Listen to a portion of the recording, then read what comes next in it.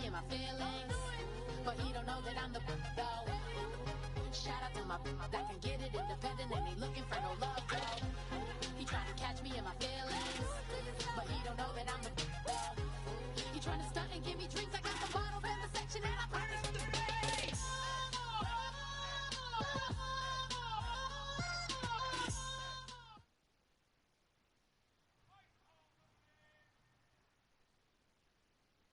And now we get a peek at some of the top players here for this Madden Ultimate Team matchup. Brandon Gaudin, Charles Davis ready to go in the booth. We hope you're ready to go at the controls. Let's play.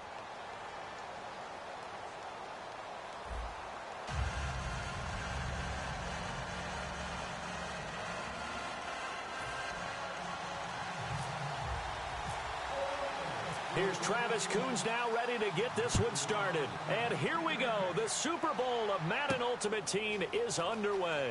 Fielded about a yard deep. And he's up past the 20 to the 22.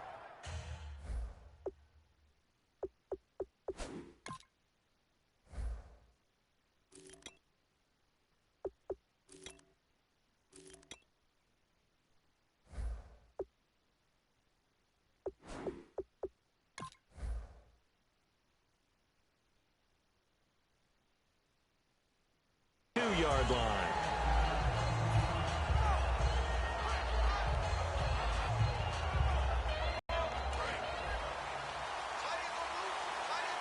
They'll come out in the pistol. Manning now on first down. Steps away to his left. And he's going to be stopped up right at the line of scrimmage. Nothing on that one. It'll be second down. But there was pressure all around him, so the only play was to try and get out of there. I think it was an excellent effort by him just to get back to the line of scrimmage.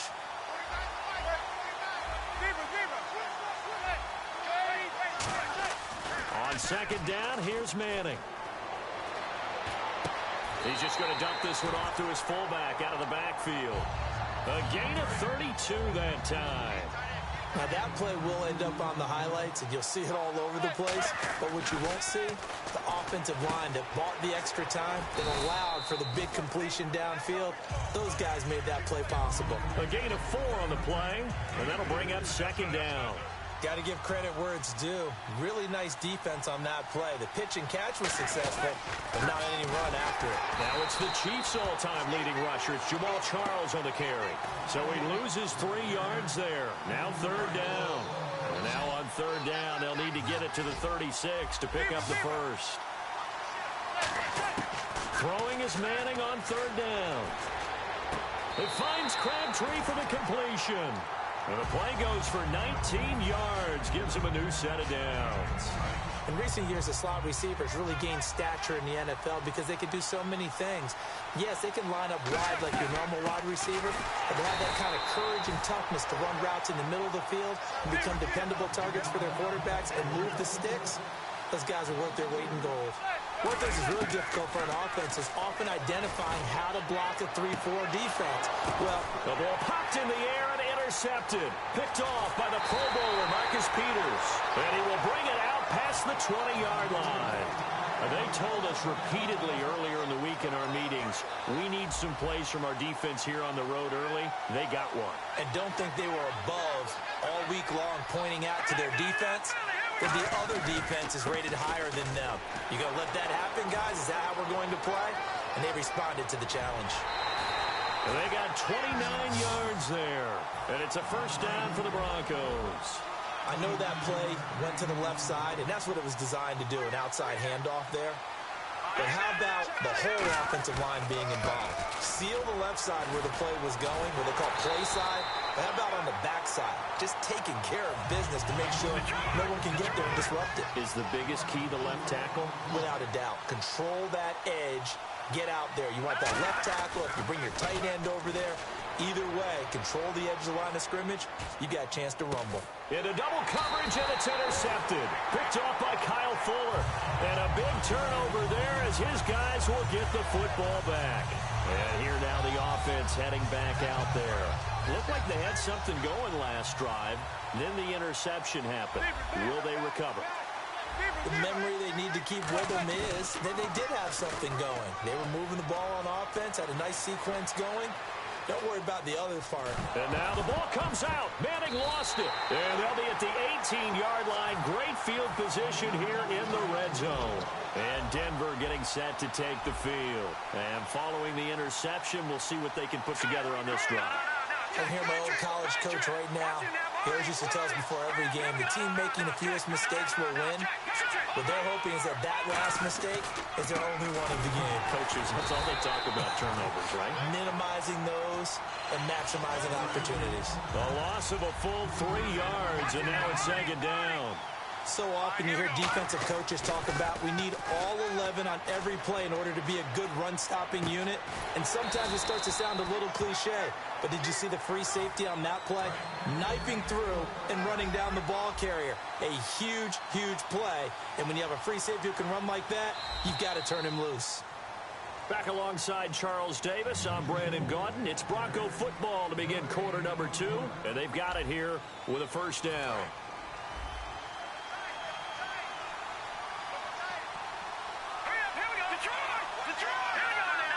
They come out with one back and 3 tight ends. Now a handoff as they run left side. Trying to get out wide, but he's going to be tackled right near the line of scrimmage. They'll say no gain on the play, and it'll be second and goal. Partner, when it's a goal-to-go situation, if you're on the field on defense, you have to know that you may be called on to make a tackle at any time. Here, the cornerback does exactly that. Plays the run really well and makes a big play. Not only did they drop what looked like an interception in the end zone, they blew a golden opportunity to shift the momentum. McGloin now. And this is going to be incomplete.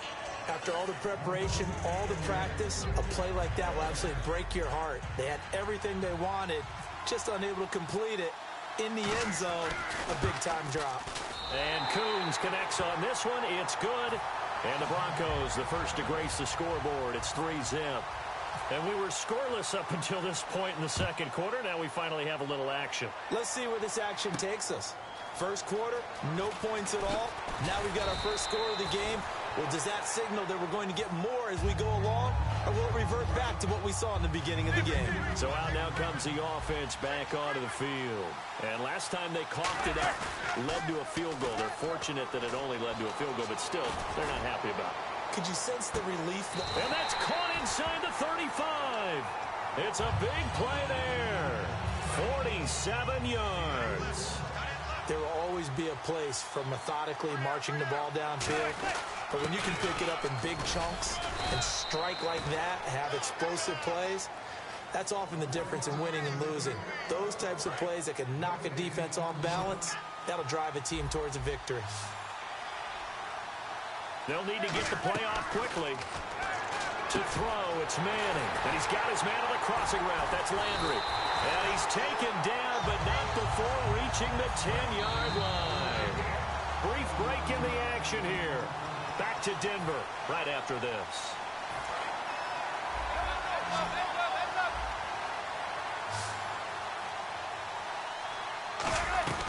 They run it. It's Charles. He can't bring him down. The weight room does work. That's going to go as a loss of 4, and it'll be second down. There's another example of why they haven't scored any points so far. I think it's time to abandon the run game, spread things out, and go to the air. It certainly can't be any worse than what they've done so far. Manning to throw on second down. Screen pass to Charles. And this play gets blown up. They'll lose yardage back at the 17. They'll wind up losing 3. And now it's third down. On 3rd and long, it's Manning. And that is incomplete. He was trying to find Ladarius Green there as tight end. And now it's 4th down. And that was a nice play. He knocked it away, but obviously you want the interception. Oh, they flip it to the kicker. He looks like he's going to throw it. And the gamble fails. It's incomplete. The Broncos offense now gets ready to head back onto the field. And last time they got 3 points, but it was a chip shot field goal. And when you go to the sideline after a chip shot field goal, maybe the offense not too happy. It's a balancing act, isn't it? Because you're exactly right. They're none too pleased that they didn't punch it in for 6 points. But they also have to remember they did put points on the board. 3 points is 3 points. And in this league, you take points when you can get them. Not easily done. They come out with 1 back and 3 tight ends. Caught left side. It's Beckham. Call it a pickup of 7.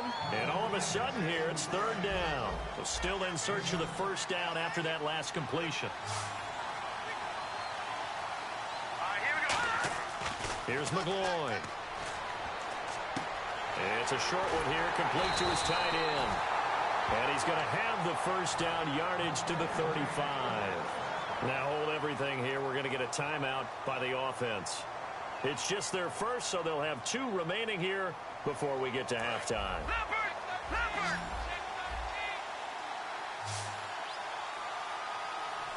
They'll send Beckham alone to the left side.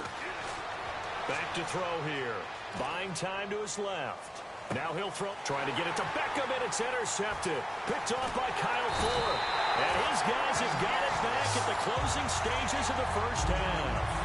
Out comes this offensive unit as they get set to take over here. And with time quickly fading here in the second quarter, not sure how aggressively, offensively they want to play this.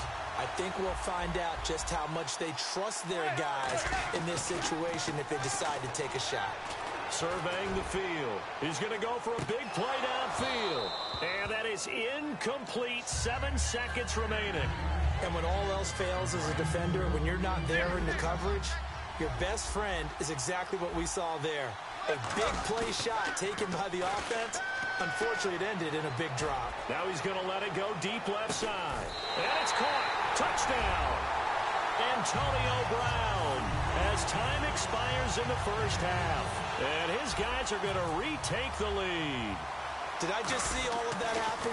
Did I just see the pass, the catch in the end zone for a touchdown, the clock go to zeros? All we've got now is the PAT left before we end a really good half. Yeah, that's something to take into the lockers. A little momentum to build on for sure. And what I want you to watch is the team that kicks the PAT as we expected to go through the post. Watch how quickly they head to the locker room. They'll be the ones that have the momentum, and they'll be flying. This is fielded at the goal line. And he'll take this up past the 20 and down at the 22-yard line. Here comes the Broncos offensive unit here as they'll have it first to begin this third quarter. They're down here, but very much in this game. What's the tonality of a coach's talk when a game is within striking distance like this at intermission? Typically, what they're doing is emphasizing the things that went well in the first half and wanting more of that. Sure, you've got to go over some of the errors and clean up some things because there's a reason you're down. But overall, I think they want to stay positive, stay up with this team. We're just starting the second half, and we've got the football. Let's go ahead and punch it in, and then we'll take it from there. See how that recipe works. And that one got tipped, kind of threw everything off. It brings up third. And the offense looks to pick up the first here on third after that incompletion. They'll run with a fullback, Bohanna, across the 30 to the 31-yard line. It's a gain of just 3, and the offense likely going to yield to the punting unit here on 4th down. Well, there was a trust factor in that call, turning and handing it to the big man in the backfield, trying to pick up the first down. But how about the defense? They were ready for him, and they were able to stop him. And they'll go on the ground. And he's able to get the first before he's taken down at the 36. It's a gain of 5 on the play. And on 4th down, they're able to convert and move the sticks. And they'll go with the ground attack here. And he'll be brought down just shy of the 45. 8 yards on the pickup, and now they'll have some options on 2nd and short. Some runs are blocked so well, you almost forget that someone has to carry the ball to gain the yardage. The leverage by the offensive line to create space up front, really well done. And they'll lose a yard that time, and that's going to lead to a 3rd down. To me, that's a superior play by the backer because he was allowed to, I think, run free on it and make that play. His defensive linemen, they covered things down for him because offensive guys, the linemen, what they're trying to do, as you know, is block the guy at the point of attack and then climb to the next level and get the linebacker. And you're not allowed to climb. You got a free hitter, and that's what we saw there. And a really nice play resulted for them. They'll try and throw for it here. He finds Beckham complete. And he's taken down at the 43, but not before picking up the first. I don't know if I agree with that. I guess they don't care if I agree with that. But, boy, you have to be surprised by that, right? I definitely was surprised that they decided to go for it in this situation. But they must have either felt like they either had a great play call on or they're trying to show extreme confidence. I'm ready now for 2nd and 9.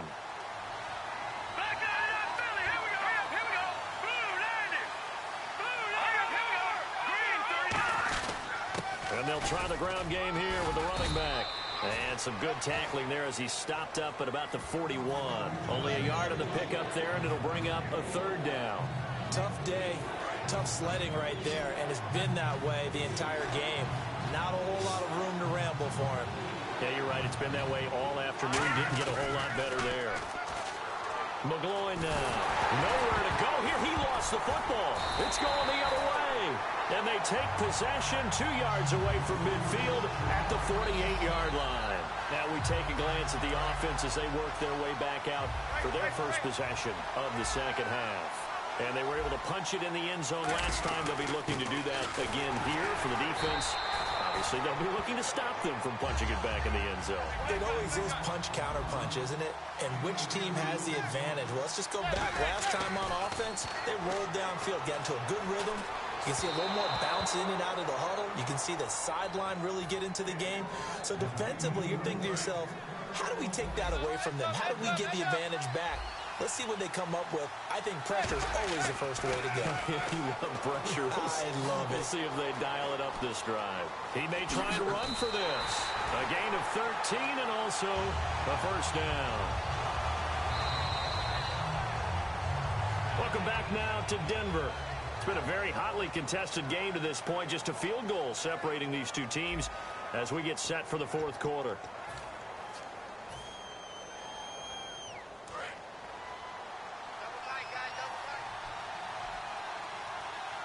They come out with 1 back and 3 tight ends. Charles trying to bounce it outside, but he's only able to get it back to the line of scrimmage. Just a yard on the 1st down carry, so it's 2nd and 9. The 4th quarter here, they've got the lead. They want to keep it on the ground. That's what they're doing. Smart football. Keep the clock grinding. Keep it going. But you got to figure now, they're going to see more people stacked up at the line of scrimmage as they try and bleed it out. And there's another completion to the tight end. And let's face it, it is hard to overthrow a 6'6" target. It is indeed. Quarterbacks like their speed guys. They like that huge 6'6" target that they've got in him. They really do, and it reminds me of what one great tight end told me once. He told his quarterback, just make sure you throw it up there, you know, kind of like put up in the top shelf where the kids can't get it. And he will have a 1st down at about the 21-yard line. 3rd and 1, partner. No need to be fancy there. Just use some force and move forward and pick up the 1st down. Charles, the lone setback. He'll get the football here. Give him a couple on the carry there. 2nd and 8. That's a good play by the guys on the defensive side of the ball. Held him to a gain of 2. And that changes the playbook a little bit now for the guy calling plays. 2nd and 8. Now he's got to probably think about going to the air instead of maybe staying with the ground game. Only a gain of a couple there. That leaves him needing about 7 here on 3rd down. Now Jamal Charles on 3rd down. Call it a gain of 3, and it'll bring up 4th down. Time for a break. We'll come back, see what transpires after this. So on 4th down, out trots the kicker in a big spot here. Oh, they flip it to the kicker. He looks like he's going to throw it. And this one will not work out. It is incomplete. They pass up the 3, fake it. It doesn't work. And Denver getting set to take the field. And last time the turnover on the fumble, and they were in enemy territory, so that had to be very frustrating. Down on the scoreboard here, can't do it again. You nailed every part of what was frustrating. Down on the scoreboard, had a drive going, and pushed it past the 50-yard line, so they thought they were in striking distance. And to come away with nothing, not a good feeling at all, to put it mildly. Now they can't afford to do that again. Yeah. And, oh, a crusher there as it's intercepted. It's the Honey Badger, Tyrann Mathieu.